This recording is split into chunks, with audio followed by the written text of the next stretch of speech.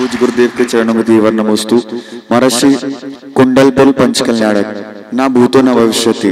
पूज्य बड़े बाबा एवं छोटे बाबा के सानिध्य में पूरा संघ वहां पे विराजमान था एवं ऐतिहासिक पंचकल्याणक हुआ। आप सभी के मन में जो हम लोग को पता ना हो एक इतिहास, आप सभी के मन में एक चमत्कार के रूप में कोई वहां का दृश्य एक संस्मरण के रूप में हम सभी जानना चाहते हैं। महाराज जी चमत्कार के रूप में सबसे बड़ा चमत्कार जानना चाहते हैं कौन सा?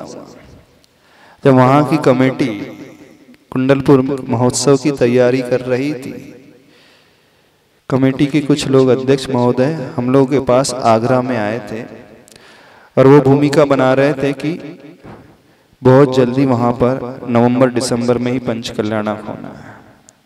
लेकिन धीरे धीरे समय आगे बढ़ता चला गया।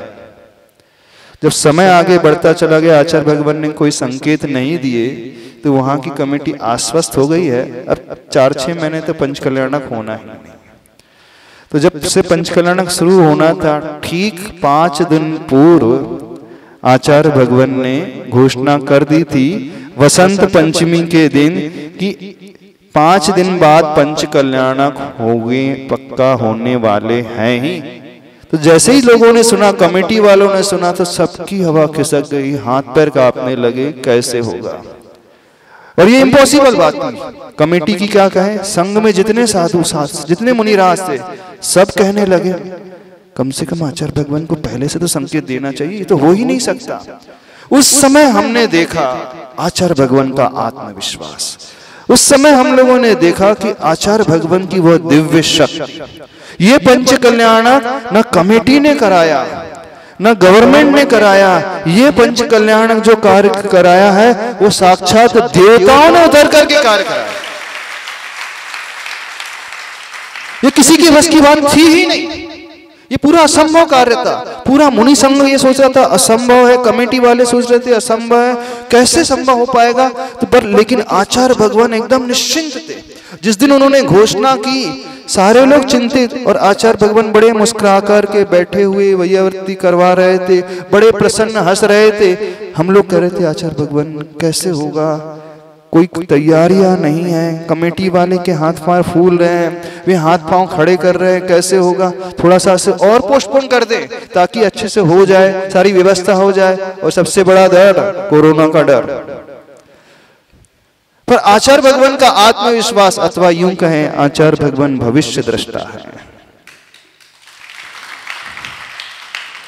भविष्य दृष्टा है, आचार्य भगवान देख लेते हैं। अथवा यूं कहे आचार्य भगवान को अपनी शक्ति पर विश्वास है, अपनी साधना पर विश्वास है।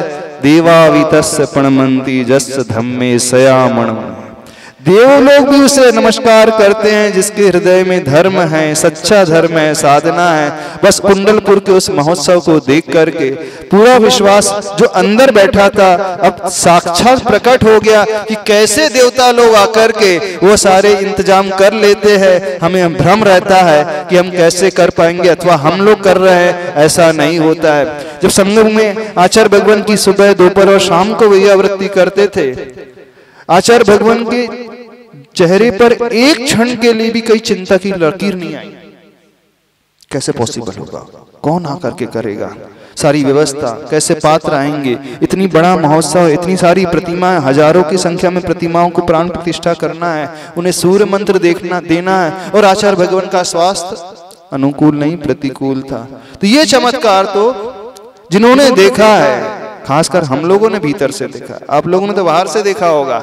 हम लोग तो गुरुदेव के चरणों में सुबह, दोपहर, शाम और रात्रि में विश्राम भी वहीं पे उन्हीं के चरणों में रह करके, और ऐसे हमने आचार्य भगवान की अस्वस्थ अवस्था को देखा है। लेकिन उनकी दृष्टि की एक चमक थी, उनका एक आत्मविश्वास था, या यूं कहें उन्होंने देवों को आह्वान किया। क्या किया हम नहीं जानते, लेकिन पूज्य गुरुवर दादा गुरु ज्ञान सागर महाराज जी का आचार्य भगवान हमेशा नाम लेते रहे, नहीं गुरु की कृपा से सब होगा। और देखना आप लोग बहुत अच्छा होगा, उससे भी अच्छा होगा। सिर्फ एक ही शख्सियत ऐसी थी जो आत्मविश्वास से भरी थी, पूज्यवर गुरुदेव आचार्य भगवान।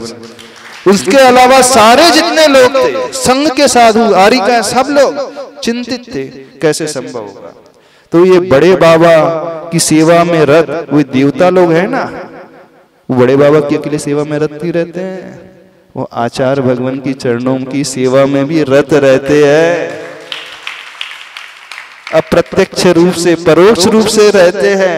और उसी का परिणाम है कि बस आचार्य भगवान ने इतना ऐतिहासिक कार्य, सदी का नहीं बल्कि हजारों वर्षों का, सहस्राब्दी का ऐतिहासिक कार्य कर दिया।